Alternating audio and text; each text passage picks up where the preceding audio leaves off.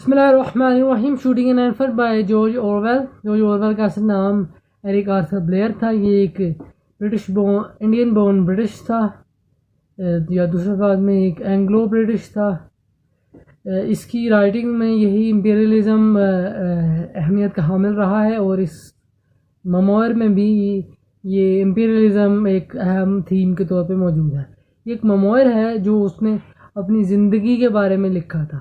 اس بارے میں ایک بحث موجود ہے کہ شاید اس نے کبھی کوئی ہاتھی نہیں مارا تھا، لیکن اس کے دلائل بھی موجود ہیں کہ اس نے ہاتھی مارا تھا، اور اسی وجہ سے وہ مولمن سے اس کا ٹرانسفر کاتھا میں ہو گیا تھا. یہ جو کہانی ہے یہ مولمن کی ہے، اور یہاں مطلب ایک عام سی بات تھی اس زمانے میں کہ ہاتھی پھرا کرتے تھے، اور یہی یہاں اس کہانی میں موجود ہے. اس کے جو بنیادی تھیم ہے وہ یہی امپیریلزم ہے، اور امپیریلزم کا کیا جو لوگوں پہ کیا اثر ہوتا ہے جن پہ وہ امپیریلزم مسلط کیا جاتا ہے. اس کے علاوہ جو انسان کی اپنی کانشیس ہوتی ہے، سادہ الفاظ میں ضمیر آپ کہہ سکتے ہیں، کہ انسان جو ہے وہ اپنی ماحول اپنے آپ سے کیسے حق کو تلاش کرتا ہے. اس کی نریشن فرسٹ نیریٹو میں ہے، یعنی وہ خود بیان کر رہا ہے. افکورس مموئر ہے. اس میں کہانی ایسے ہے کہ وہ ایک سب ڈویژنل پولیس آفیسر ہے مولمن میں. اس زمانے میں رہا ہے کہ جو نیٹیوز ہوتے تھے انہیں بڑی پوسٹ نہیں ملا کرتی تھی شروع میں، بعد میں جا کے انہیں ملنا شروع ہوئی. اور آل دیٹ یہ ہر جگہ رہا ہے جہاں جہاں امپیریلزم اور کلونیلزم اور وہ اس قسم کے معاملات رہے ہیں. اب وہ بیان کرتا ہے، وہ کہتا ہے کہ وہ وہاں رہتا تھا، اور وہاں جو اس نے چیز محسوس کی کیا تھی، وہ اینٹی یورپین فیلنگ جو لوگوں کی تھی برٹشرز کے خلاف، اینٹی یورپین فیلنگ. اور وہ یہاں بیان کرتا ہے کہ وہ اتنا تو نہیں تھے کہ وہ کوئی رائٹ کر سکتے، لیکن وہ جب کسی یورپین عورت کو اکیلا جاتے دیکھتے تھے تو اس پہ بیٹل جوس گرا دیتے تھے، اور اگر پولیس والا ہوتا تھا تو وہ تو ان کے لیے اس کو تنگ کرنا تو مطلب وہ ایک اوبویس ٹارگیٹ، یعنی کہ وہ اس کو تنگ کرنا چاہتے ہی تھے. وہ ایک بیان بھی کرتا ہے کہ وہ فیلڈ وہ ایک میچ ہو رہا تھا، فٹ بال فیلڈ میں وہ تھا، تو وہاں ایک برما کے شہری نے اسے گرا دیا، اور ریفری نے بھی دوسری طرف دیکھنا شروع کر دیا جیسے کچھ ہوا ہی نہیں. وہ ایک اور بیان کرتا ہے ینگ بدھسٹ پریسٹ کے بارے میں کہ وہ انہیں اور کوئی کام نہیں ہوتا تھا، بس وہ کھڑے رہتے تھے اور وہ جو ہے وہ مذاق اڑاتے تھے، تضحیق کرتے تھے اور جملے کستے تھے یورپینس پہ. یہ ٹیکنیکلی وہ ان کا برمنز جو لوگ ہیں ان کا ریئیکشن تھا. دوسرے الفاظ میں اب کہہ لیں انڈینز کا ریئیکشن تھا.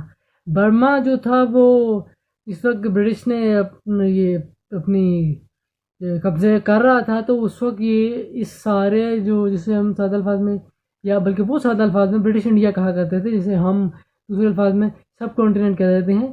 یہ جو برٹش انڈیا تھا یہ اس میں برما بھی شامل تھا اور سری لنکا بھی شامل تھا. صرف پاکستان انڈیا بنگلہ دیش نہیں تھے، برما سری لنکا بھی تھے. تو بعد میں پھر ان کو الگ الگ مطلب یہ الگ الگ آزاد ہوتے رہے، اور ایسے برٹش کا جو رول تھا وہ ختم ہوتا رہا. یہ آلموسٹ مطلب وہی معاملہ ہے ٹیکنیکلی. جو برمیز ہیں وہ بھی بنیادی طور پہ مطلب ایک ہی بات ہو جاتی ہے. اچھا، اب وہ بتا رہا ہے کہ میرے لیے کافی مشکل تھا، میں وہ چھوڑنا بھی چاہتا تھا لیکن وہ نہیں چھوڑ سکتا تھا. کیوں نہیں چھوڑ سکتا تھا یہ وہ آگے بیان کرتا ہے، اور یہ سب سے شاید اس میں جو اہم بات بیان کی گئی ہے وہ شاید یہی ہے. خیر وہ کہہ رہا ہے کہ کیا ہوا جی، ایک ایسا واقعہ تھا جو واقع میں ہی اس کے لیے اہمیت کا حامل تھا. وہ کیا تھا کہ وہ ایک ہاتھی جو ہے وہ بھاگ نکلا. اب ہاتھی بھاگ نکلنے کی وجہ سے اب وہ کیا ہے کہ وہ کچھ جو ایلیمنٹس یہاں بیان ہو رہے ہیں وہ ایسے کرتے جائیں گے. وہ یہ ہے کہ ایلیفنٹ جو تھا وہ اس نے بازار میں وہ پاگلوں کی طرح بھاگنے لگ پڑا، اور وہ جو ہے اورویل ہے اس نے اپنی رائفل لی جو کہ 44 ونچسٹر تھی، اور وہ کہتا ہے کہ وہ ہاتھی کو مارنے کے قابل نہیں تھی. اور اس نے لی اور وہ چل پڑا. وہ ہاتھی کے بارے میں بیان کر رہا ہے کہ وہ جو تھا وہ اس نے رات اپنی چینز توڑی تھی اور وہ بھاگ نکلا تھا، اور اس کا جو رکھوالا تھا مہوت وہ واپس نہیں آ سکتا تھا، اور یہ مسئلہ ہو گیا تھا. اب کیا ہے کہ اس نے کیا کیا تباہ کیا تھا، اس نے کسی کی بیمبو ہٹ تباہ کی تھی، اس نے گائے کو مارا تھا، اس نے کچھ فروٹ سٹالز تباہ کیے تھے، اور کچھ جو غلہ تھا اسے خراب کیا تھا، اور میونسپل ربش وین کے ساتھ اس کا ٹکراؤ ہوا تھا. وہ جاتا ہے اور وہاں جا کے ایک چوراہے میں جاتا ہے، ایک چوک میں جاتا ہے، وہاں جا کے لوگوں سے پوچھتا ہے اس بارے میں. اب لوگ مختلف کہانیاں بتاتے ہیں. یہ ایک اور اہم جو اس زمانے کا، اس معاشرے کا جو ایک ایلیمنٹ تھا وہ یہ تھا، جو یورپینز آئے تھے وہ بالکل ہی ایک اور سوچ کے حامل تھے، اور یہاں ایک اور معاملہ تھا. تو یہ ان کی باتیں ان کو پسند سمجھ میں نہیں آتی تھی. بالکل ایسے کہ انڈینس کی جو چیز یہاں بیان ہوئی ہے وہ اس میں تھی بھی کیا تھی کہ وہ مختلف قسم کی کہانیاں بیان کر رہے تھے. کوئی کہتا تھا ادھر ہے اس طرف کو گیا ہاتھی، کوئی کہتا تھا اس طرف کو گیا ہاتھی. یعنی ہر کوئی اپنی ہی سوچوں میں وہ مختلف تھے. خیر اب یہاں وہ سے ایک دم سے شور آتا ہے، اور شور میں وہ ایک خاتون ہے جو بچے کو کہیں سے دور کر رہی ہے، اور وہاں پہ جب جاتے ہیں تو پتہ لگتا ہے کہ ایک شخص مر گیا تھا. وہ he was an Indian, a black Dravidian coolie almost naked and he could not have been dead many minutes. یعنی کہ اسے ابھی بھی مارا ہے ہاتھی نے. اس کا مطلب ہے کہ ہاتھی کہیں پاس ہی موجود ہے. اب یہ دیکھ کے لوگ جو ہے وہ تش میں آ جاتے ہیں. لوگ جب ڈیمانڈ کرنے لگ پڑتے ہیں کہ جی اب اسے مارا ہی جائے. ویسے تو پہلے بھی یہ چیز موجود تھی کہ اس کو ہاتھی کو مارا جائے، لیکن اس طرح سے نہیں تھی.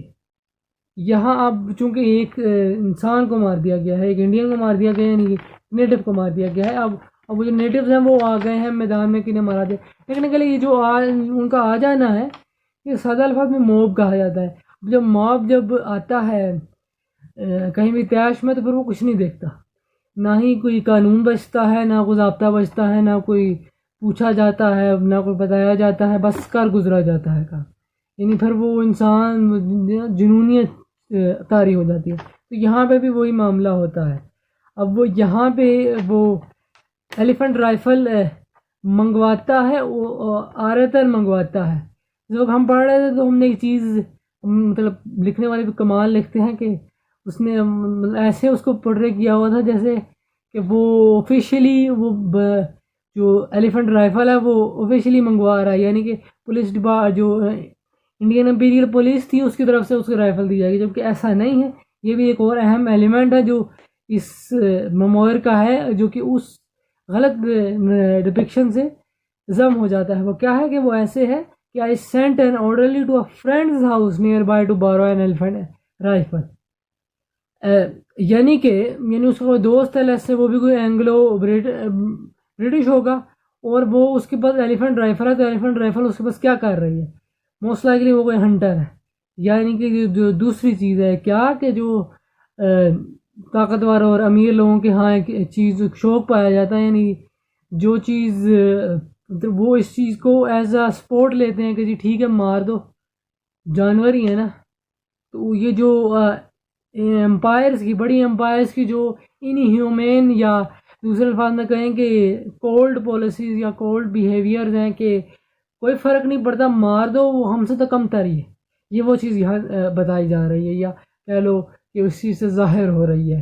اگر ہم اس چیز کو نکال دیں تو کہ اگر ہم اس کو ایسے پورٹری کریں کہ وہ جو ایلیفنٹ رائفل تھی وہ پولیس ڈپارٹمنٹ کی طرف سے آ رہی تھی، تو یہ ایسے لگے گا جیسے جو برٹش جو ایک ایلیمنٹ ہے کہ جو امپائرز اور جو ریچ اور جو انفلوئنشل پیپل ہوتے ہیں وہ بس صرف سپورٹ کے لیے، اپنی تفریح کے لیے جنگلی حیات مار دیتے ہیں.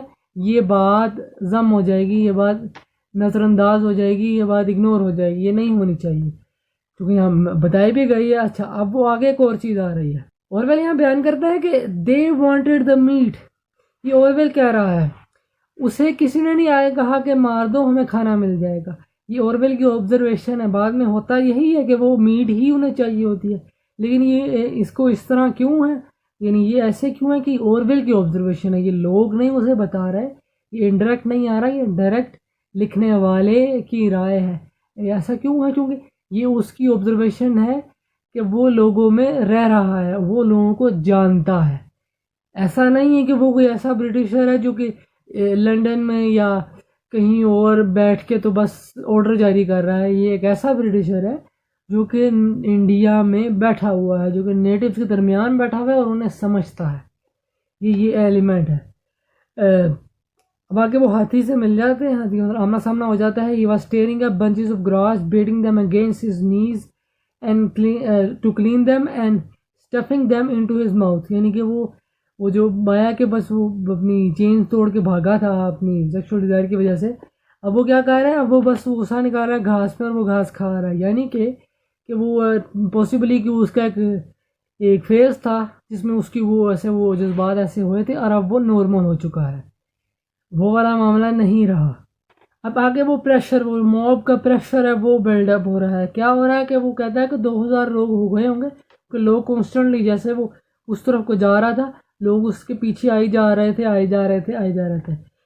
وہ اسے پریشر ہوتا جا رہا ہے، کس قسم کا پریشر ہوتا جا رہا ہے کہ بھائی مارو ہی مارو.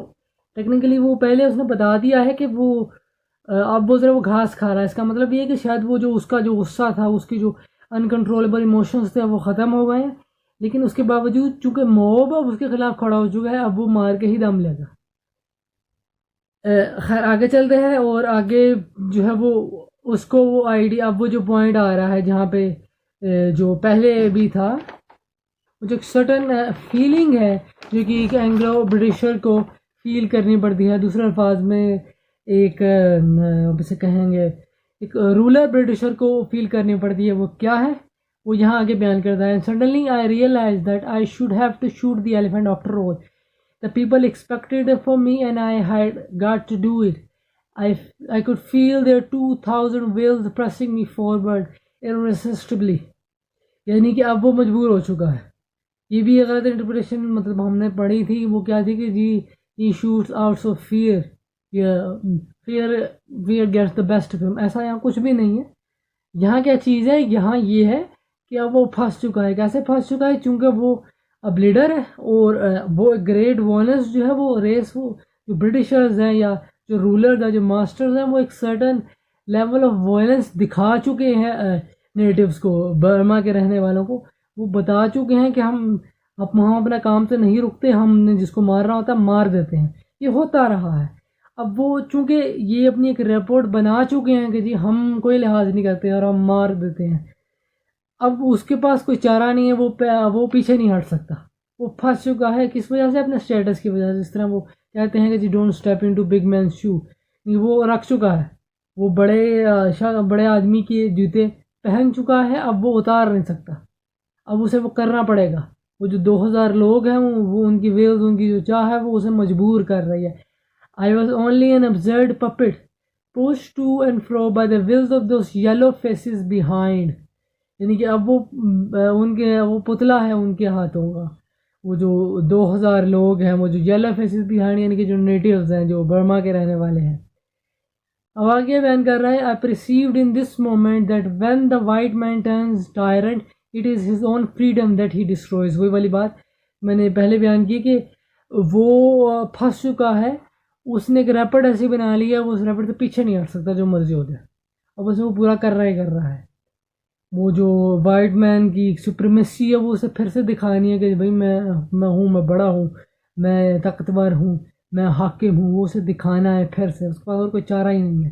ہر آگے وہی سارا کچھ چل رہا ہے. وہ کیا کہہ رہا ہے؟ No that was impossible. Throughout وہ یہاں پہ آرگیو کر رہا ہے کہ جی میرے پاس کوئی چارہ نہیں ہے، میں اب پھنس چکا ہوں. یہ پہلے بھی اس نے بولا تھا کہ جی میں واپس نہیں جا سکتا. وہ پھنس چکا ہے، اور وہ بس اس کا یہ ہے کہ میں ختم کروں اس نوکری کو اور نکلوں. وہ کہ بھائی میرے سے نہیں ہوتا، میں پھنسا ہوا ہوں، یعنی کہ میں اپنی مرضی سے نہیں کر رہا، میں پھنسا ہوں. یہاں پہ بھی وہی چیز ہے. یہاں وہ اسے انڈین حساب سے بھی اس کو بیان کر رہا ہے. He becomes a sort of a hollow, posing dummy, the conventionalized figure of a sahab.